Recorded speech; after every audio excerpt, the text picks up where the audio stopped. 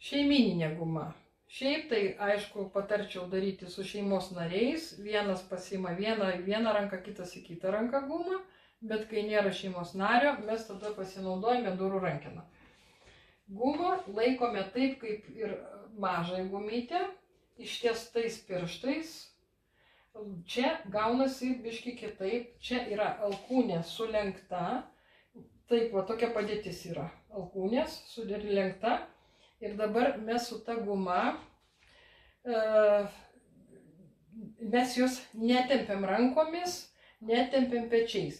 Ranka kaip yra užfiksuota, taip ir lieka.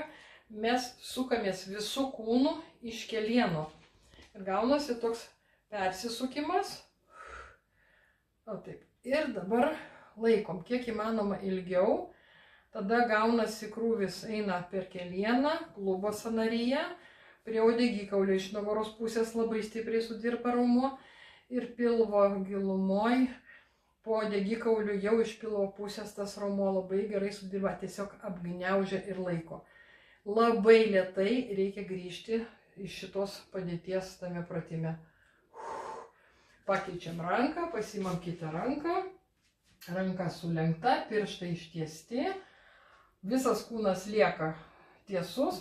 Aš iš kelienų pasisuku ir laikau gumą įtemptą. Kiek įmanoma ilgiau išlaikyti gumą ir labai lėtai grįžti atgal. Šitą pratimą darant labai atidžiai reikia elgtis, būtinai reikia grįžti atgal labai lėtai.